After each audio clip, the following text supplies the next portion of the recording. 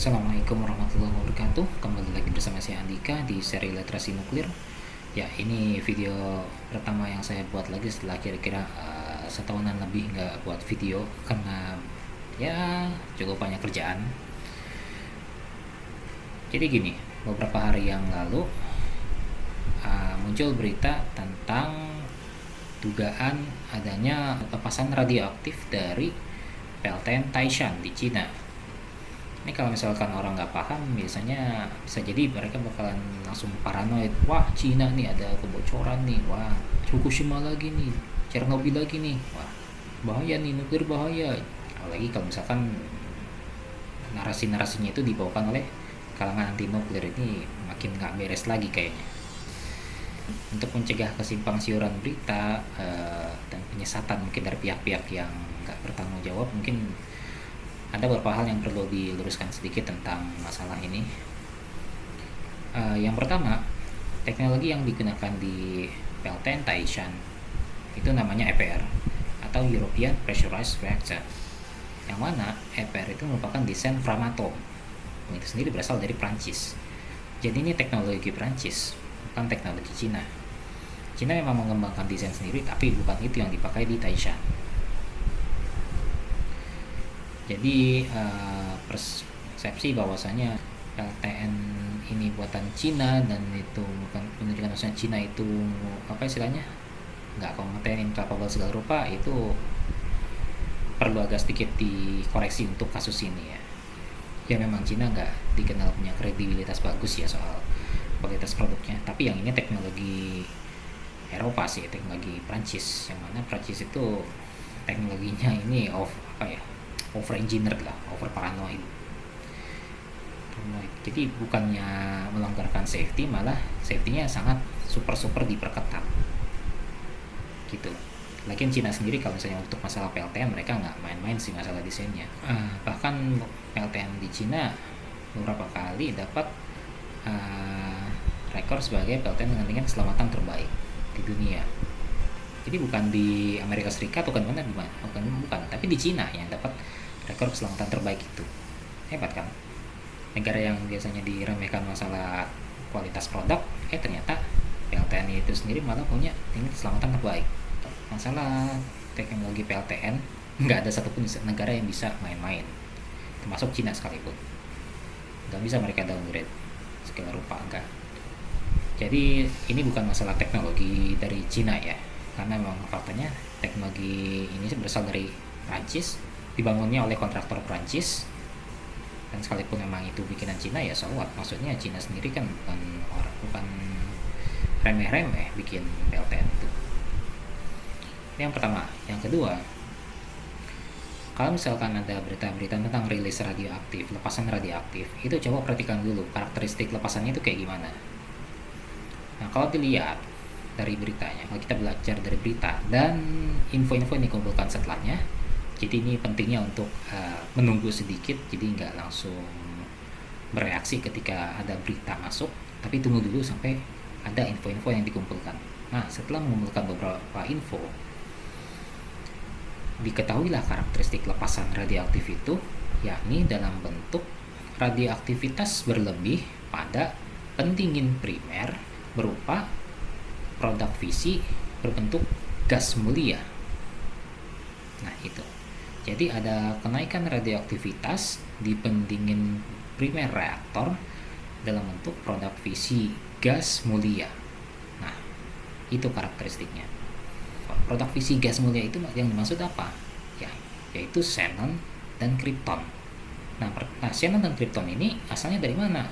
Jadi gini, ketika reaksi pembelahan nuklir, reaksi fisi nuklir itu berlangsung, ada atom uranium, dan atom uranium itu ketika ditembak oleh neutron, dia akan membelah menjadi 2-3 atom baru, sih 2. Jadi 2 atom baru yang nomor atom dan nomor masanya itu lebih rendah daripada uranium. Dan semuanya bersifat radioaktif.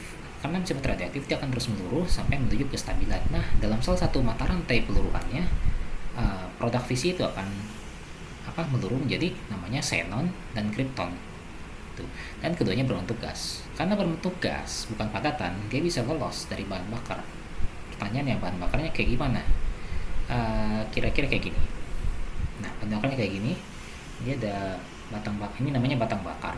Jadi isinya ada pelet-pelet uranium yang tengah, lalu ada kelongsong berupa alloy zirconium yang menyelubungi si bahan bakar ini.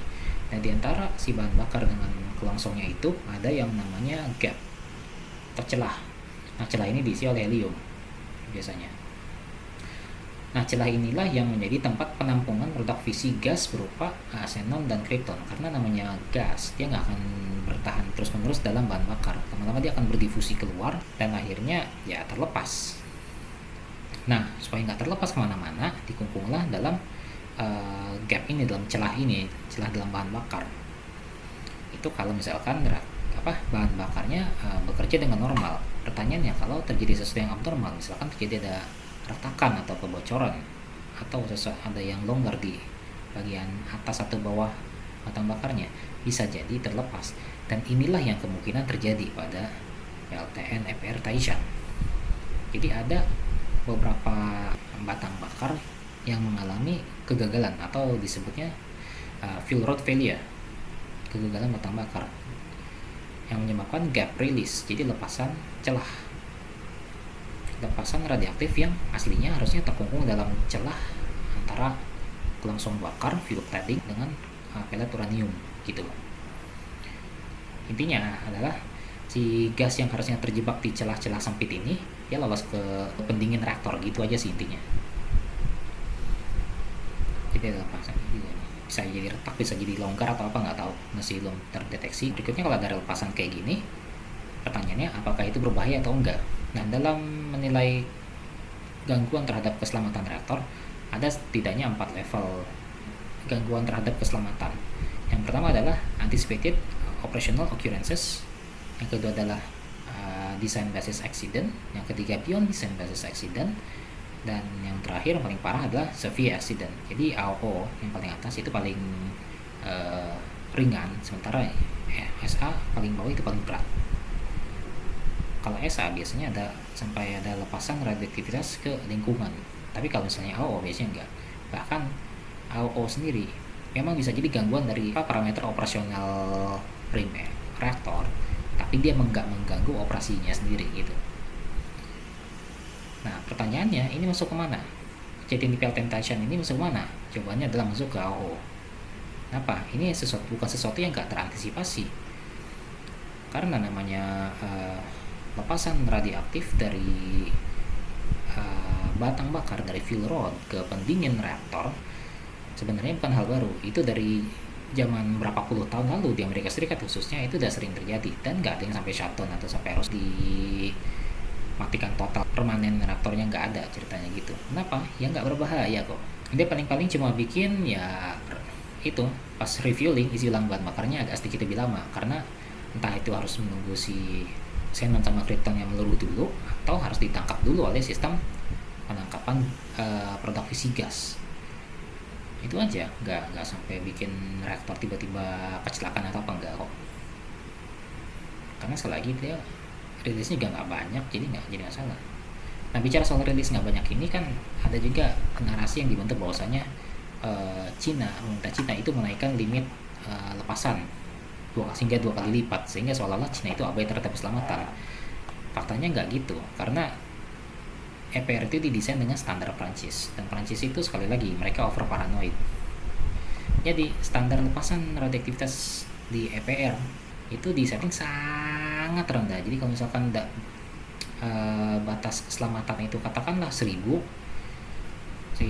si Framatome desainernya EPR dia memberi batas keselamatan itu 1/1000, sangat rendah. Nah, kalau misalkan pertanyaannya, kalau naikkan 2 kali gimana? Ya berarti kan 1/1000 dikali 2, yang 2/1000, 1/500, besar. Ya enggak, karena masih terlalu kecil dibandingkan standar keselamatan yang beneran kan, yaitu 1000. Yaitu 1/500 masih sangat kecil sekali. Jadi sebenarnya kalaupun memang pemerintah Cina menaikkan batas juga nggak jadi masalah besar kok, bahkan masalah pun enggak, karena memang ya nggak berbahaya juga dengan limit yang sangat rendah kok. Kalau misalkan limitnya sangat rendah, ya apa sih sebenarnya yang harus ditakutkan?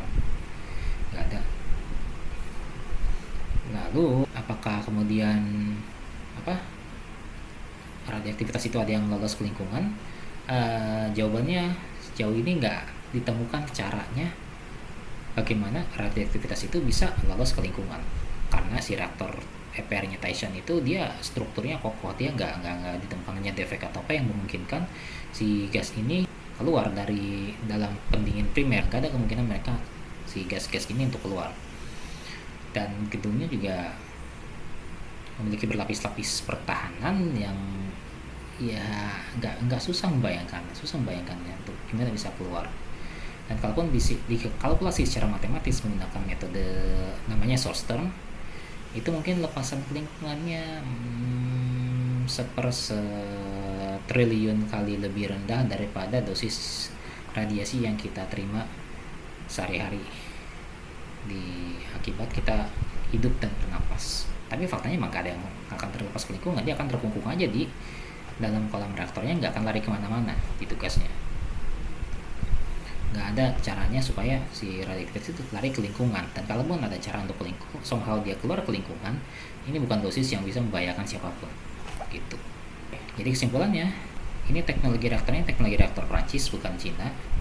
Ya saya tahu orang-orang yang sentimen gak bagus terhadap Cina, cuma di dalam hal yang kita nggak suka pun tetap mari bersikap adil.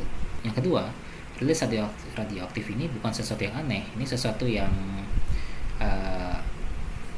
bisa terjadi dan sudah diantisipasi bakalan terjadi. Dan lepasan ini nggak memiliki karakteristik yang akan membahayakan keselamatan operasi reaktor, paling cuma bikin refueling agak lama doang.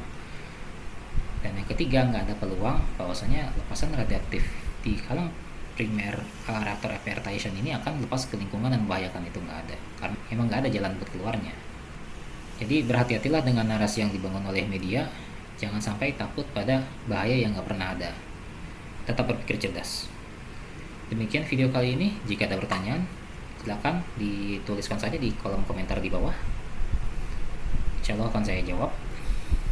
Sampai jumpa lagi di video-video berikutnya. Mudah-mudahan nggak butuh waktu setahun lagi bagi saya buat bikin video berikutnya. Assalamualaikum warahmatullahi wabarakatuh.